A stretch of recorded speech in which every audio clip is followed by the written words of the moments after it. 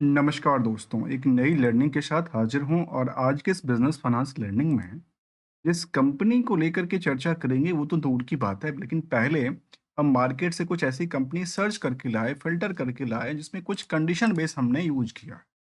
देखिए, हमने कुछ ऐसी कंपनी को लेकर के सर्च करने की कोशिश किया जिसको आप मल्टी बैगर मानिए या फिर स्टेबल मानिए या अपने अकॉर्डिंगली आप जो भी मान सकते हैं मान लीजिएगा। हमने कंडीशंस कुछ यूज़ किया था जिसमें कि वाई-ओ-वाई का ग्रोथ हो, क्वार्टर ऑन क्वार्टर का ग्रोथ हो, जो रिटर्न ऑन इक्विटी का नंबर हो या फिर एम्प्लॉयड का कैपिटल एम्प्लॉयड के नंबर हो, उसमें एक स्थिरता बनी रहे।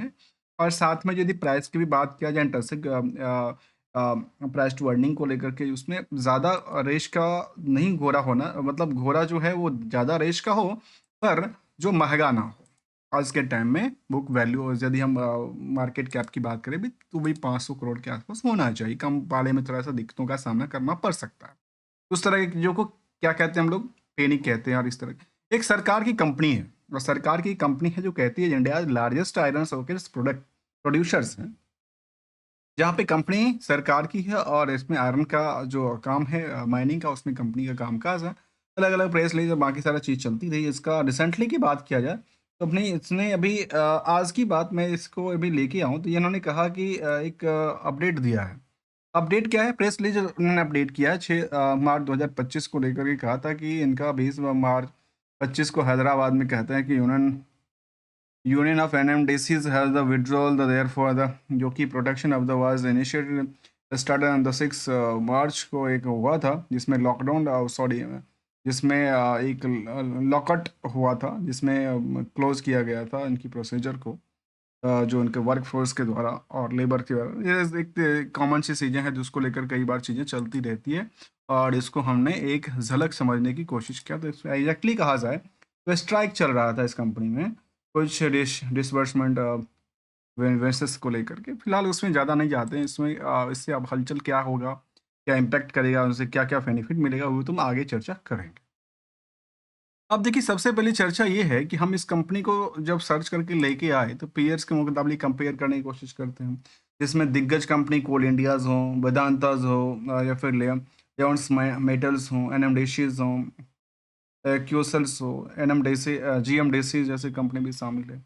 उन सभी कंपनियों के आगे यदि आप इनको कंपेयर करेंगे, तो देखिए सरकार की कंपनी है, कुछ कंपनी सरकार के बीच में है तो कुछ प्राइवेट भी है। तो यहाँ पे सरकारी कंपनी सबकी वैल्यूएशन डाउन है। वैल्यूएशन क्या डाउन मतलब? सस्ता है। आज के टाइम में कॉस्टली नहीं दिखता है। दूसरा एक और चीज़ कहता है कि अच्छा इस कंपनी में जब देखा जाए तो सोचिए इंट्रिंसिक वैल्यू के से कैपिटल जो मार्केट का जो रेंज है वो पूरे के पूरे अंडर वैल्यूड है। जबकि बुक वैल्यू से ही मार्केट बहुत ज़्यादा रेंज में नहीं है। केवल 200% रैली क्रिएट करता है, ₹67 का शेयर है। और सोचने वाली बात ये है, जो ₹67 का शेयर जो है किसी टाइम की यदि बात किया जाए तो मार्केट में इसकी आप यदि करंट मार्केट से हाई प्राइस की बात किया जाए, तो ये ज़िक्र करता है इसको जो ऑल टाइम हाई तो कस उससे मार्केट अभी 54% गिरावट हुई है। यदि इस साल की 52 वीक के हाई से कंपेयर करेंगे स्टॉक प्राइस को तो करीब 30% गिरावट रही है। तो केवल इतना ही नहीं, कुछ पहलू को और समझने की कोशिश करें। उससे पहले एक नज़र हम इसकी समरी पे चलते हैं और समरी का क्या आंकड़ा निकल के आती है उस पे हम जानने की कोशिश करें। इसमें 60,000 करोड़ की नियरली की बात मैं कर रहा हूँ जिसका मार्केट कैप है, उसमें चलती-बुलती रहती है। ये प्राइस चलेगा, तो ये 2-3 प्राइस में अप डाउन वो उसी के मुताबिक चलती है। क्योंकि सबका कैलकुलेशन एक जगह से निकल के आता है। अब यहाँ पे यदि देखा जाए तो मार्केट में क्या रहा है, इंटरेंसिक वैल्यू के मास से मार्केट कहाँ तक है? पूरे के पूरे अंडर वैल्यूड है। इंडस्ट्रियल की पीई के मुताबिक स्टॉक का पीई क्या कहता है? बिल्कुल अंडर वेटेज है। प्रमोटर कंट्रोल कंपनी में 60% से ज़्यादा है। डिविडेंड का ट्रैक रिकॉर्ड अच्छी खासी मेंटेन करती है। 26% की नेट इनकम मार्जिन है कंपनी का और आरओई, आरओसी की आंकड़ा भी करीब 23 से लेकर 30% तक रिटर्न क्रिएट करती है। 10 लाख से ज़्यादा निवेशकों का इस कंपनी में पैसा लगा हुआ है, जो कि डिमांड में आई थी। कंपनी जो कामकाज करती है उसमें माइनिंग के अलावा इसमें देखा गया कहती है जो जिसमें आयरन ओकेट्स के अलावा अलॉन्ग विद द डायमंड्स होगा, डायमंड के अलावा प्रोडक्शंस हैं, the sale of the sponge iron की बात किया जाता है and the generate of the sale of the wind power भी कंपनी जनरेट करती देखी गई है। इसमें ये भी जानना ज़रूरी पड़ेगा कि इसमें किस सेगमेंट से कितना ज़्यादा पैसा कमाती है। यदि हम बीएसई के डेटाबेस पे जाएँगे तो शायद कुछ मिल जाएगा तो उस पे भी हम चलेंगे। अब देखिए, मैं पीयर से कंपेयर जब कर रहे थे तो इसको देखा गया कि यदि आप इनकी सभी के सभी फंडामेंटली को देखा जाए, तो जो इसका ये डेटा भी हमने लिया, कैप्चर किया है यहाँ पे, वो ये कहता है कि जो बाकी कंपनियां हैं इसी सेगमेंट की, जिसमें कोल इंडिया है, वेदांता है, लियोन्स मेटल है, एनडीसी जैसी कंपनी शामिल है, उन कंपनियों के आगे यदि मैंने इस पे संदूर मैग्नीज में इस पे हमने डिटेल स्टडी किया हुआ है, प्लेलिस्ट में अवेलेबल है, आप साथ जाकर के आप देख सकते हैं यदि इंटरेस्टेड हो तो। अब देखिए, मैंने इस पे अभी चर्चा कर रहा हूँ तो यहाँ पे देखा गया कि वायो वाई के मुताबिक 21% की सेल्स में ग्रोथ थी, तो प्रॉफिट भी 12% के आसपास जंप करती देखी। वहीं क्वार्टर ऑन क्वार्टर का भी देखा जाए तो 33% की क्वार्टरली सेल्स ग्रोथ थी, तो 55% के आसपास इनका प्रॉफिट भी जंप कर देखा गया। नेट इनकम मार्जिन की बात किया जाए तो यहाँ पे 26% के आसपास आंकड़ा है, तो कोल इंडिया भी 23% की नेट इनकम मार्जिन करती है, तो कुछ कंपनी इससे आगे तो कुछ कंपनी से थोड़ा पीछे रहता है। यदि कोल इंडिया की बात करें क्वार्टर ऑन क्वार्टर में, जहां वाई वाई पिट गई थी, वहां क्वार्टर ऑन क्वार्टर बेसिस में अच्छी उड़ान पकड़ती देखी गई। तो केवल वही नहीं, उड़ान पकड़ने वाली काफी कंपनी थी, जिसमें किर्लोस्कर था या फिर जीएमडीसी था, सभी कंपनियों में अच्छी खासी रैली थी क्वार्टर ऑन क्वार्टर बेसिस में। तो ये एक स्थिरता के बाद यहाँ पे इस कंपनी में ये था, या इसका बात करें या फिर संदूर मैग्नीज की बात करें, जो वायो वाई ग्रोथ हो चाहे वो क्यू और क्यू का, दोनों तरफ से स्टेबल्स हैं।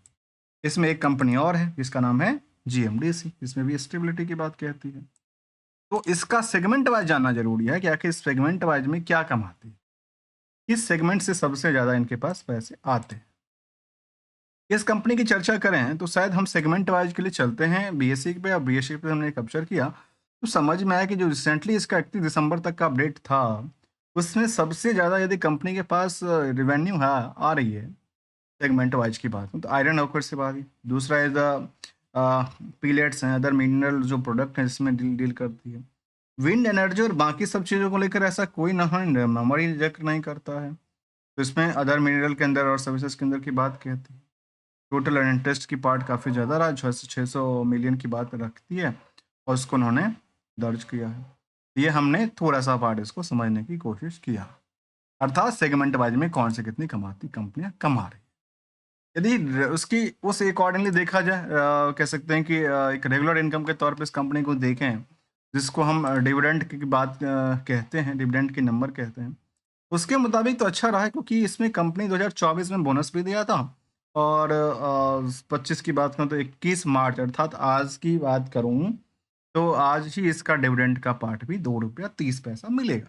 जिन लोगों ने जिनके पास ये आज के टाइम में होल्डिंग है, आज के होल्डिंग में पड़ा हुआ है, उनको ये बेनिफिट मिलेगा, जो उनके पास 2 रुपया 30 पैसे आएंगे पर शेयर की अकॉर्डिंग। ये तो था बोनस का काम। लेकिन यदि हम इनकी कुछ और तरफ चले तो यहाँ पे स्टैंडअलोन डेटाबेस पे रेवेन्यू में ग्रोथ था, जहाँ पे ऑपरेटिंग प्रॉफिट मार्जिन में 37 की बजाय 42% हो जाती है, नेट प्रॉफिट मार्जिन में 26 के लिए 29% हो जाती है। तो पीरियड ऑन पीरियड बेसिस में देखा जाए तो आखिर निवेशकों का इंटरेस्ट कहता है इसमें, जो FII की होल्डिंग, DI की होल्डिंग बनी पड़ी है, आम निवेशकों के पास भी 12% की होल्डिंग, और इसमें 10.5 लाख के आसपास निवेशकों का इंटरेस्ट बना हुआ दिखता है। इंटरेस्ट और भी होगा, लेकिन उस टाइम पे 10 लाख लोगों के पास होगा। आज ऐसे मान मान लेते हैं डिविडेंड की जो पर्सपेक्टिव डेटा लेते हैं, वो अभी शायद 2 दिन पहले ज़्यादा लिया होगा, उनके लिए कुछ और बना होगा मार्केट में। इसीलिए मार्केट में आज क्या था, आज मार्केट में प्रेशर भी देखने को मिला। एक चीज़ को और समझना जरूरी है इस कंपनी को लेकर के, यदि देखा जाए तो कुछ सालों के डेटा हुए, और ये अक्सर कहता हूँ कि ये एक टाइम फ्रेम की बात है। एक टाइम फ्रेम की बात है, जब उस कंपैरिजन करने के टाइम उस प्राइस से कंपेयर करेंगे तो कुछ चीज़ें हमें महंगी दिखती है, तो कुछ चीज़ें सस्ती दिखती है, तो कुछ चीज़ें में प्रॉफिट दिखता है, तो कुछ में लॉस दिखता है, जिसको हम स्टॉक मार्केट की भाषा में कह सकते हैं। लेकिन जब हम कंपनी के लिए एक कंक्लूजन की तरफ चले हैं तो समझ में पता है क्या आ रहा है, समझ में आ रहा है कि पीयर्स के कंपटीशंस में, पीयर्स के कंपैरिजन में काफ़ी बेटर परफॉर्मेंस कर सकती है।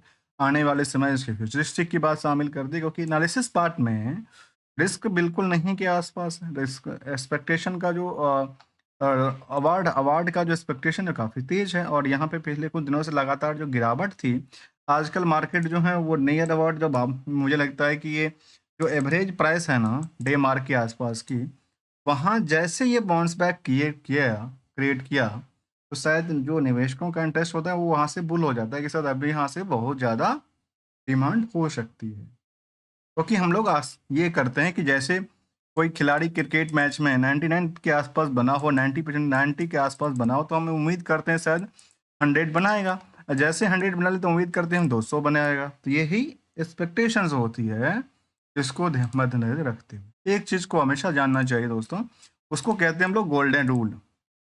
गोल्डन रूल कहता है money is everything, secure and safe for the better tomorrow. और जब भी प्रॉफिट का मौका मिले तो उसको लपेटने की जरूरत है, और होती हुई लॉस में दो ही सिचुएशन क्रिएट करता है। यदि आप अच्छे प्रोडक्ट हैं तो अच्छे सामान को आप लंबे समय तक होल्ड करके रख सकते हैं, अदरवाइज आपको लॉस बुक करना ही पड़ेगा, क्योंकि उसमें कोई ऑप्शन बचा नहीं, क्योंकि कैपिटल को बचाना भी एक खर्च बन जाता है।